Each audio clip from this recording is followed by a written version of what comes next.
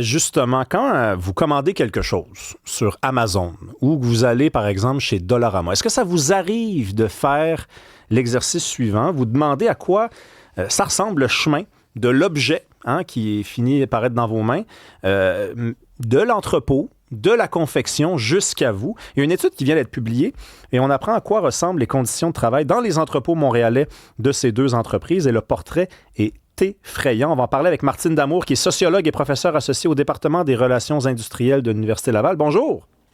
Oui, bonjour. Là, on va le préciser parce que les entrepôts d'Amazon ont fermé leurs portes au début de 2025 au Québec. Moi, je me rappelle, Mme Damour, avoir entendu certaines personnes dire que c'était de la faute des syndicats à ce moment-là, parce que le syndicat était rentré dans un entrepôt à Laval et là, il y avait l'idée peut-être que les syndicats rentrent à Montréal. On va prendre quand même le temps d'expliquer à quoi ça ressemblait, ces conditions de travail-là, sans syndicat, là, en tout cas à Montréal. Premièrement, qui travaillait dans les entrepôts d'Amazon au Québec, le profil de ces gens-là? D'accord. Le profil de ces gens-là, c'est d'abord surtout des hommes. C'est souvent des hommes qui sont arrivés depuis moins de 5 ans au Québec. Ce sont des hommes qui appartiennent pour plusieurs à une minorité visible, qui soient nés ici ou qui viennent et soient nés à l'étranger. Ce sont souvent des gens qui sont surqualifiés pour l'emploi de manutentionnaires. Autrement dit, ils ont des études, un niveau d'études beaucoup plus élevé que ce qui est requis par l'emploi. Alors, c'est un peu ce que je peux vous dire comme profil des personnes qui travaillent dans les entrepôts. Okay, là, disons que c'est beaucoup plus... Oui, allez-y. Non, j'allais dire que c'est quand même plus diversifié chez Amazon que chez Dollarama, parce que les Québécois aiment aussi beaucoup Dollarama.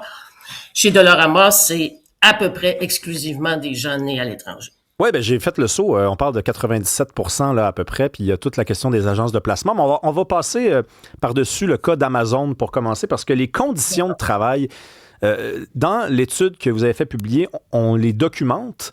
Il y avait eu des reportages avec des caméras cachées dans les dernières années. On avait un peu découvert à quoi ça ressemblait. Et pour beaucoup de gens, c'est incroyable, dans le sens, c'est difficile de croire que ça se passe vraiment comme ça. On parle de gens qui marchent près de 20 km par jour dans les entrepôts, qui sont guidés par un algorithme qui leur fait passer d'une étape à l'autre. Et il y a même des espèces d'alertes au congédiement qu'ils peuvent recevoir s'ils ne vont pas assez vite. Oui, exactement. Alors, ce qu'on a documenté, c'est aussi confirmé par ces reportages journalistiques, c'est confirmé par des études scientifiques qui ont été faites ailleurs, notamment aux États-Unis.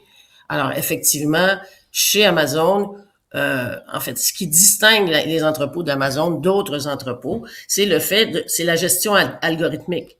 Donc, c'est l'algorithme qui vous dit quel bien aller prendre dans telle rangée. Le bien, ça peut être un livre, ça peut être une chaise, et dans quel ordre.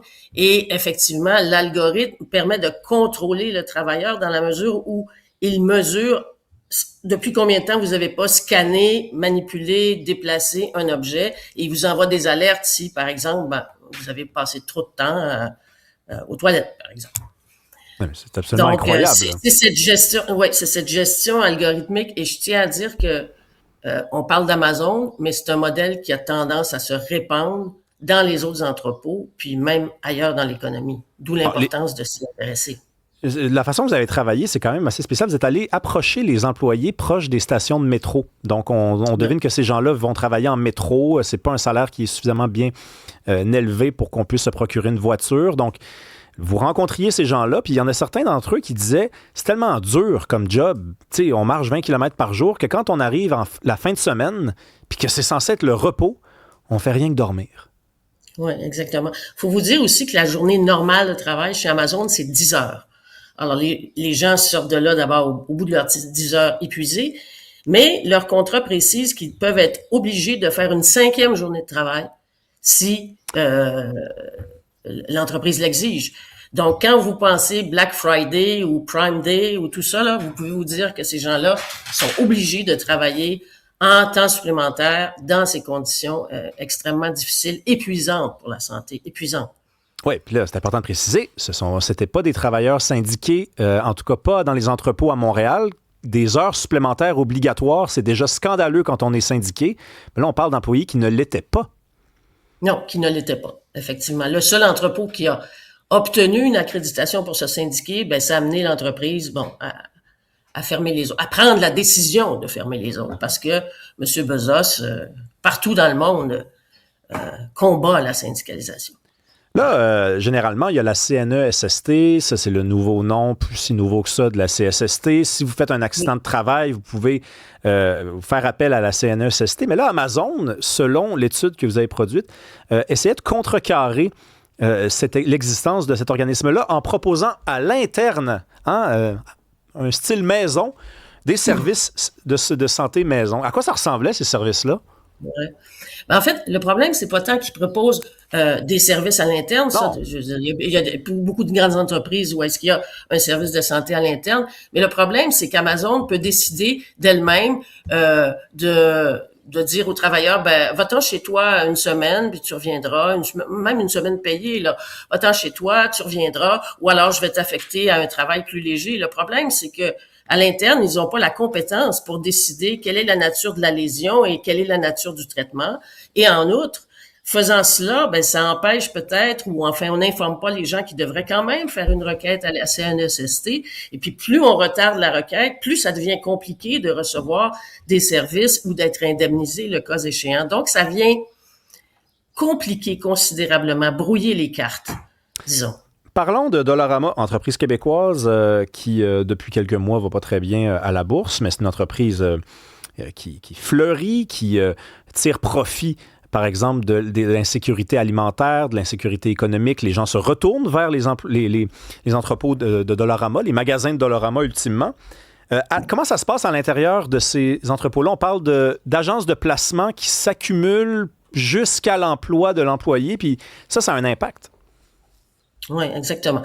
Alors, pour ce qui est de ces entrepôts, on ne parle pas des magasins, pour ce qui est des entrepôts, Dollarama fait affaire avec un certain nombre d'agences. Nous, dans notre étude, on en a documenté 8 ou 9. La relation d'emploi via une agence, c'est assez compliqué. C'est-à-dire que Dollarama, dans ses entrepôts, n'embauche pas directement des travailleurs. Il sous-traite en quelque sorte la fonction ressources humaines et dit à telle agence ou à 8 ou 9 agences, envoyez-moi X nombre de travailleurs. Et c'est vous qui les payez, c'est vous qui les évaluez. Et puis si moi, j'aime pas ce qu'ils font, je vous appelle, je vous dis, un tel, je le veux plus sur ma job, tu m'en envoies d'autres. Alors, le problème avec ça, il y en a plusieurs, mais le principal problème, c'est que les lois du travail qui protègent les travailleurs, elles ont été faites pour une relation binaire entre un salarié et un employeur. Dans ce cas-ci, on ne sait plus trop à qui attribuer la responsabilité, par exemple, de la prévention en santé et sécurité du travail. Le groupe avec qui on a fait affaire, le Centre des travailleurs et travailleuses immigrants, a mené une bataille sur plusieurs années pour faire respecter dans les magasins de Dollarama la norme de santé et sécurité qui dit que c'est à l'employeur de payer les bottes de sécurité du travailleur. Alors, dans ce cas-ci, c'est l'agence qui doit payer les bottes de sécurité, mais tant qu'il n'y a pas eu cette bataille de plusieurs années, les travailleurs étaient pris pour payer eux-mêmes leurs bottes de sécurité, tout de même. Pendant la pandémie, la même chose, payer leurs équipements de protection, c'est quand même pas normal. Donc, on a un problème ici. La loi devrait dire que l'agence et l'entreprise qui utilise les travailleurs, dans ce cas-ci Dollarama, sont conjointement responsables d'assurer la santé et la sécurité. L'autre problème, c'est que, en principe, le travail d'agence, ça devrait être pour une courte durée. Dans les faits, c'est une activité de travail permanente, mais qui est dotée de contrats temporaires via des agences. Alors ça fait en sorte que les gens n'ont aucune protection. Même la loi sur les normes du travail, les gens ne sont pas au courant de leurs droits. Alors dans plusieurs cas, moi j'ai interviewé des gens qui on ne savait pas qu'ils devaient avoir une prime pour un congé férié. Travailler le congé férié était payé le même montant que s'il n'y avait pas eu de congé. Donc, on les informe pas. Autre chose, c'est vous entrez à un salaire X, mais vous n'avez pas d'augmentation salariale systématique. Donc, vous restez toujours en quelque sorte au bas de l'échelle, contrairement à si vous êtes manutentionnaire dans un entrepôt où est-ce que vous avez une relation d'emploi, bien, si l'employeur veut vous garder, il va vous offrir à un moment donné une augmentation de salaire. Si vous êtes syndiqué, bien, la convention collective négociée va prévoir des augmentations. Dans le cas des travailleurs d'agence, vous êtes toujours au même point. Mais je dirais que le principal problème, c'est que les lois du travail ne sont pas systématiquement respectées dans le cas des relations via une agence. Puis le résultat, ben, c'est frappant. Là, on parle de 87% des répondants que vous avez interrogés, ceux qui travaillaient et qui travaillent même encore chez Dollarama, rapportaient de la fatigue, 84% des douleurs au cou, 84% des douleurs au cou. Là. Ça veut dire que c'est la norme. Là. Ça veut dire que... Oui, c'est la norme. La fatigue, Madame Damour, il faut toujours mettre ça en perspective. On demande à un travailleur s'il est fatigué, il va nous répondre oui, là, peu importe où il travaille, que ce soit avocat, infirmier, mais les douleurs au cou, c'est pas tout le monde qui a des douleurs au cou, c'est pas tout le monde qui a des douleurs au dos, 81% des douleurs au dos. C'est à se demander si c'est pas un fleuron intouchable de la remote entreprise qui va bien, québécoise. On regarde pas trop dans cette direction-là parce que ben ça nous rend fiers, mais peut-être que si on creusait un peu, ça serait un peu différent. Merci beaucoup, Martine Damour, sociologue et professeure associée au département des relations industrielles de l'Université Laval. Bonne journée.